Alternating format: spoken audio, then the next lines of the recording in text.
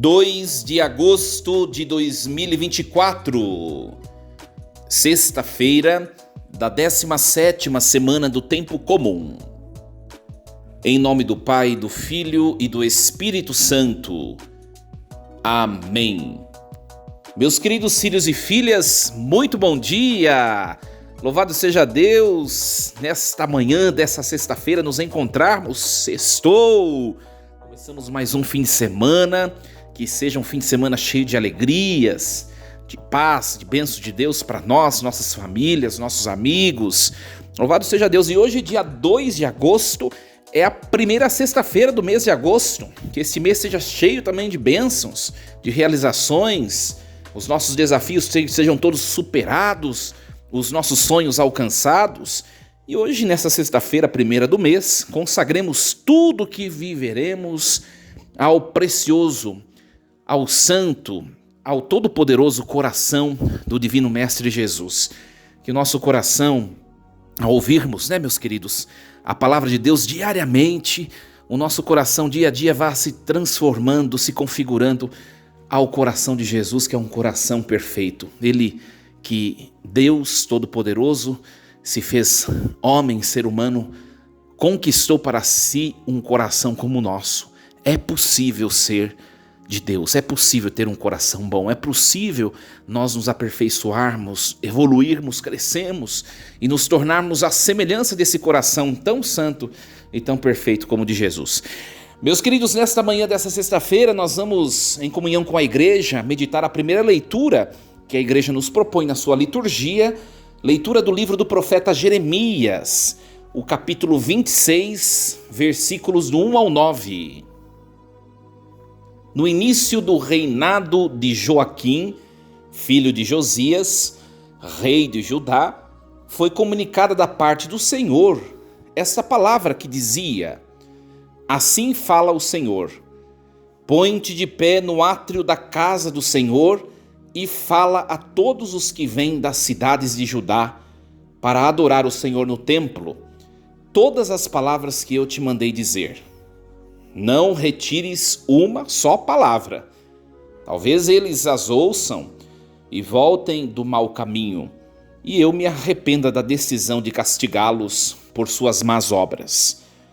A eles então dirás: isto diz o Senhor: se não vos dispuserdes a viver segundo a lei que vos dei, a escutar as palavras dos meus servos, os profetas, que eu vos tenho enviado com solicitude e para vossa orientação, e que vós não tendes escutado, farei desta casa uma segunda Silo, e farei desta uma cidade amaldiçoada por todos os povos da terra. Os sacerdotes e profetas e todo o povo presente ouviram Jeremias dizer estas palavras na casa do Senhor. Quando Jeremias acabou de dizer tudo e o que o Senhor lhe ordenara falasse a todo o povo, prenderam-no os sacerdotes, os profetas e o povo, dizendo: este homem tem que morrer. Por que dizes em nome do Senhor a profecia: esta casa será como Silo, e esta cidade será devastada e vazia de habitantes? Todo o povo juntou-se contra Jeremias na casa do Senhor. Palavra do Senhor. Graças a Deus. Meus queridos, vamos recapitular um pouco. Nós estamos desde a semana passada acompanhando o texto da profecia de Jeremias. Jeremias é um profeta que viveu na transição do século VII para o século VI a.C.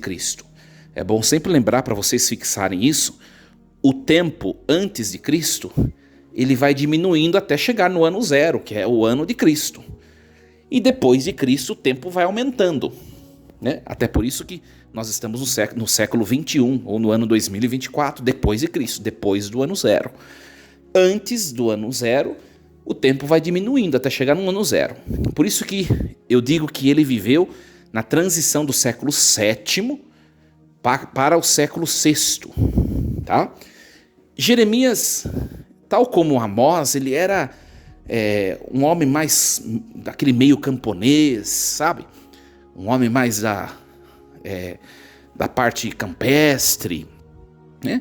E Deus o suscita, Deus o chama para ser profeta no meio de uma situação muito difícil, né?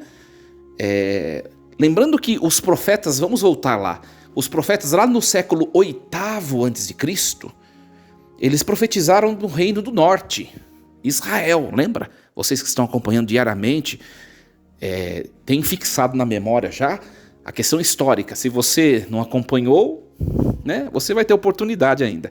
Mas no século VIII a.C., surgiram profetas tanto do reino do norte quanto do sul, ambos para profetizarem no reino do norte, porque o reino do norte estava se pervertendo.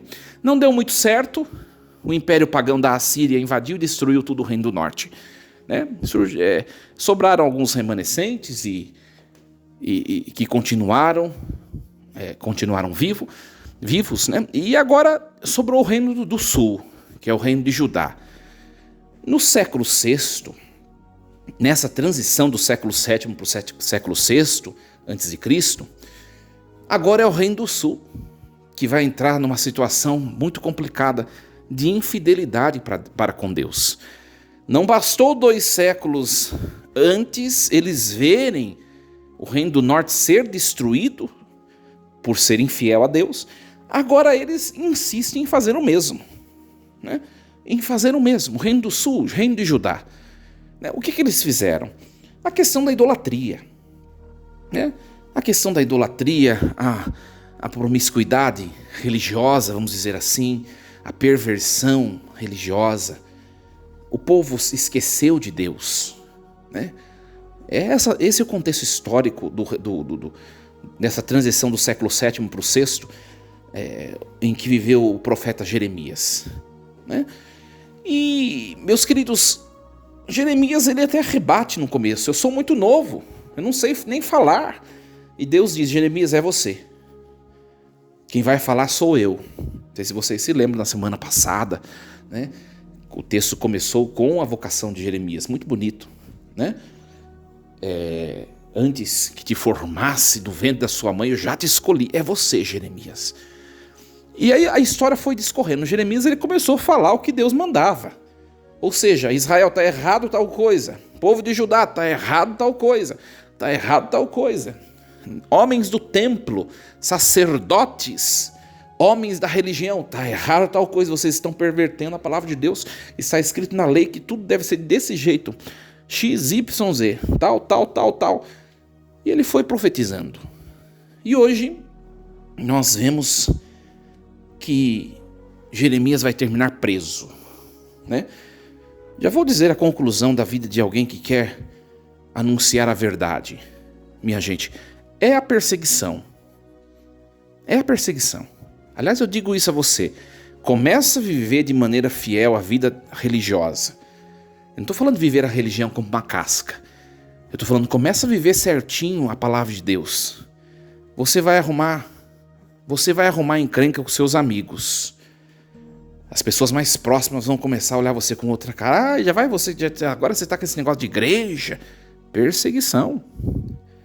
Você vai arrumar encrenca dentro da sua casa.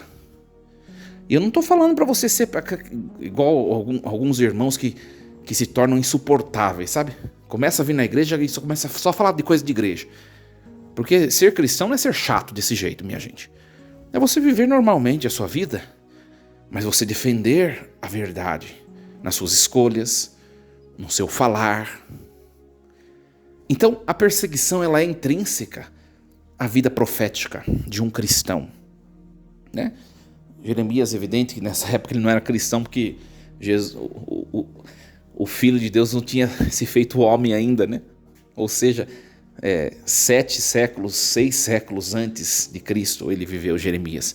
Mas Jeremias já é a imagem, ou a figura, como queiram, já é a figura daquilo que virá a ser Cristo. Porque Cristo também vai ser perseguido por tudo que ele ensinou e falou. Então Jeremias já é a imagem, já é a figura do Cristo profeta. E nós, como corpo místico de Cristo, como membros do corpo de Cristo, precisamos também nos decidir por seguir os mesmos caminhos. Os mesmos caminhos. Né? E aí, gente, a gente precisa entender um pouquinho a estrutura do livro de Jeremias. Até ontem, nós estávamos acompanhando as chamadas Confissões de Jeremias, que vai do capítulo 11 ao capítulo 20 do texto de Jeremias. Agora nós vamos entrar, numa outra parte do texto, que é o capítulo 26, hoje nós começamos o capítulo 26, que é chamada, esse capítulo todo vai vir escrito em terceira pessoa, né? Provavelmente o texto foi escrito pelo secretário de Jeremias, porque Jeremias foi preso, né? Então seu secretário, provavelmente, seu secretário que se chamava Baruque, ele deve ter escrito esse texto, né? E então nós vamos agora ver uma narrativa em terceira pessoa daquilo que estava acontecendo no reino de Judá, de maneira histórica. Nós vamos acompanhar a narrativa da vida de Jeremias, o que Jeremias viveu, entendeu? Então aqui, a partir desse capítulo 26 e vai até o fim do texto de Jeremias, nós vamos acompanhar essa narrativa da vida desse profeta. Vai ter somente uma interrupção quando nós entrarmos no capítulo 30 até o 33, que é o chamado livro da consolação, né, de Jeremias. Então, nós vamos ver a vida de Jeremias de agora por diante, tá? Então, meus queridos, a vida desse profeta ela é recheada, entre aspas, da paixão, ou seja, do sofrimento desse homem. Desde o início, do princípio do texto, nós vamos acompanhando o que vai acontecer: prisões, cárcere, perseguições, condenações. Ele vai ser perseguido por quê? Porque ele vai se manter fiel à palavra de Deus. Jeremias, ele foi chamado por Deus, agora no texto que nós começamos hoje, a propor de novo uma proclamação solene na entrada do templo. De novo Deus diz: vai até o templo, né? Põe-te de pé no átrio da casa do Senhor e fala todos aquilo que eu vou te mandar falar, né? Ou seja, Deus, ele tem uma urgência de fazer o povo ouvir a seguinte exortação, né? Deus quer que o povo tenha contato com a sua vontade, a sua palavra, né? Deus quer que o povo saia de uma prática ritual religiosa que se tornou tão, vamos dizer assim, superficial, para passar uma vivência da palavra na sua intimidade, na sua verdade, na sua profundidade. É a questão da conversão, né? A questão da conversão. Ora, os ritos religiosos nessa época se multiplicavam. A beleza, a suntuosidade dos ritos, os sacrifícios que eram formais, a prática ritual, né? O povo que se entregava à infidelidade de Deus, mas tinha uma falsa segurança. No templo está a Arca da Aliança. Depois nós vamos ver que na hora da destruição do templo, Deus vai permitir que o império da Babilônia destrua o templo com arca e tudo lá dentro. É claro que nós sabemos que a Arca da Aliança será levada, né? Depois, isso está em outro texto, né? Isso está em outro texto bíblico, ela vai ser retirada, às vezes às pressas, escondidas, a hora que a Babilônia está invadindo, e de modo que ela não vai ser destruída, né? A arca vai sumir, né? Mesmo assim, sabe, o povo, a Arca da Aliança está ali, Deus está com a gente. E continuavam uma vida de infidelidade para com Deus, de afastamento de Deus. Um grande aprendizado para nós. Um grande aprendizado. Sabe? Às vezes a gente vem na igreja, né? Às vezes tem pessoas que fazem isso. Vai na igreja porque o calo aperta, né? Vai na igreja porque eu não vou dizer aquele ditado, porque a água bate, sabe? Vai na igreja porque aconteceu alguma coisa e fala assim, opa, eu preciso ir lá, né? Preciso ir lá carregar minhas energias. E acaba usando até termo esotérico, que não é próprio de um cristão, né? Preciso renovar minhas energias, preciso me fortalecer, preciso me blindar. E olha, o texto de hoje está falando, a Arca da Aliança vai estar lá e vocês vão padecer se vocês não mudarem a vida interior, não buscarem a Deus. Nada é garantia se nós não estamos em Deus, na nossa interioridade, minha gente. Não são os ritos, não é a casca, porque o rito, ele me concede um poder sobrenatural que precisa permanecer na minha vida interior. Por exemplo, eu posso viver uma vida incoerente e eu comungo a Sagrada Comunhão.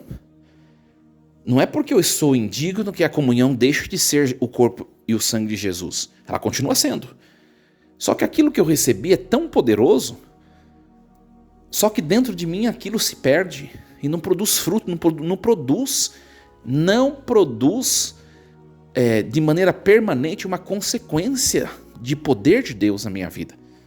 Porque eu não me permito. Eu não me permito. Consegue compreender? É como se eu pegasse por exemplo, eu vou dar um veneno mortal para alguém, para que essa pessoa ingira e morra. Ora, se eu colocar o veneno dentro de uma cápsula blindada, que a cápsula não se desfaça, a pessoa vai engolir a cápsula e ela vai continuar viva, porque o veneno está preso lá. Eu fiz essa comparação para comparar o quê? Você pode até comungar aquilo que nós temos de mais poderoso, que é o Santíssimo Corpo e Sangue de Jesus Cristo. Mas se aquilo entrar em você e você estiver blindado, aquilo não vai somar a você. Não vai se transformar em poder em você. Entendeu? A gente precisa aprender um pouco isso. E aí o texto... No fundo, o texto sugere o quê? Deus está tentando, pela boca do profeta, fazer com que o povo deixe a religião superficial e passe a temer a Deus novamente, a buscar a Deus. É uma mensagem dura, né? O povo escuta a mensagem, mas o povo não quer aceitar. Por isso que no final do texto de hoje, né? Olha, Deus dizendo, é forte a palavra. Dirá a eles, se não vos dispuserdes a viver segundo a lei que eu vos dei, escutar as palavras dos meus servos, dos profetas, né? Eu farei desta casa uma segunda Silo, ou seja, uma casa de destruição. Deus está falando, se vocês não voltarem para a palavra, vocês vão se dar mal, vocês vão ser destruídos. E olha, diante dessa palavra, o que acontece lá? Imagine Jeremias gritando isso na porta do templo. Os sacerdotes e os profetas falsos que estavam lá, em vez de aceitar a palavra, de também incitar o povo a se converter, como aconteceu lá em Nínive, né? Claro que é outro texto, mas me vem à mente. Lá o profeta Jonas, quando ele vai pregar na cidade pagã, uma cidade que não conhecia Deus, não temia Deus, que é a cidade de Nínive, os ninivitas se converteram, mudaram de vida e Deus aplacou sua ira. Aqui são pessoas religiosas que sabem a palavra, sabem o livro da lei de cor salteado. E o que acontece aqui? Quando Jeremias acabou de dizer tudo e que o Senhor lhe ordenara que falasse ao povo, prenderam-no os sacerdotes, os profetas e o povo, dizendo, este homem tem que morrer. Olha só, lá no profeta Jonas, a cidade pagã de Nínive escuta o Deus que eles nem conheciam.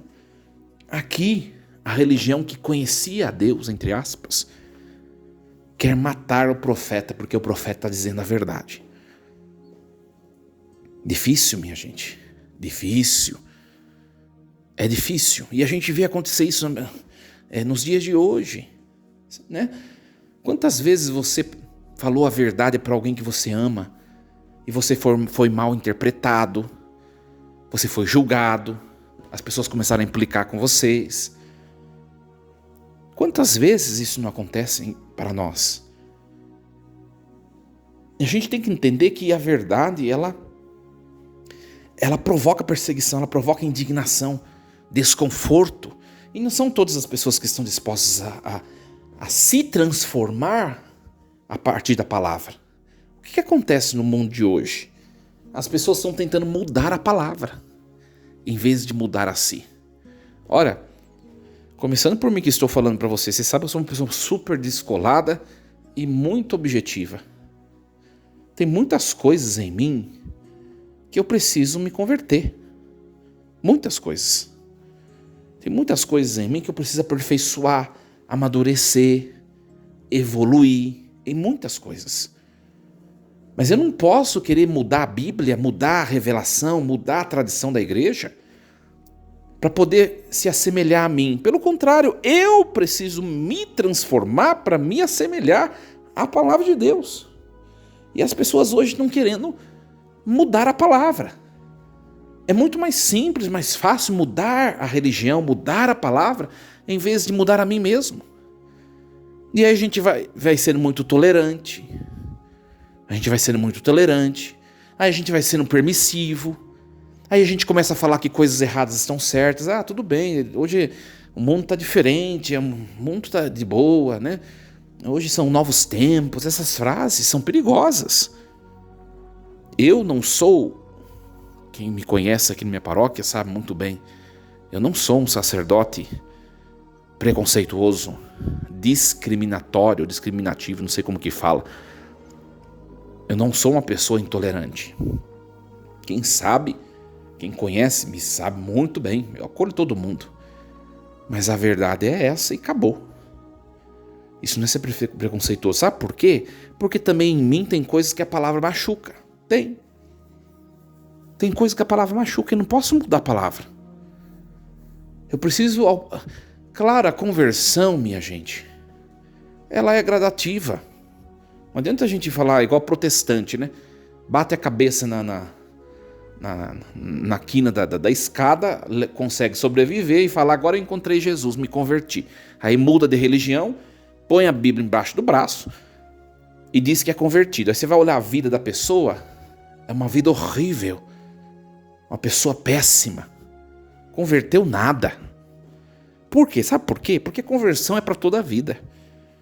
A gente vai chegar no último momento, no momento da morte, e a gente vai perceber que a gente conseguiu evoluir, mas que teria muito mais para evoluir. A gente vai perceber. Oxalá que a gente chegue no final da vida com tudo certinho, para ser arrebatado diretamente para o céu. A alma, né? Oxalá. Olha, mas é bem desafiador, viu, minha gente? A Virgem Maria foi direto.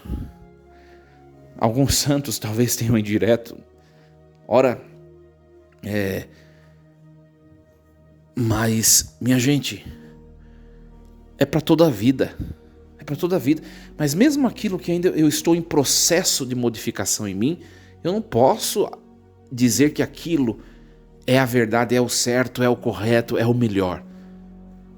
Pare de achar que coisas defeituosas em você, em mim também, paremos de achar que as coisas defeituosas são a vontade de Deus, são normais. Não, a gente tem que mudar.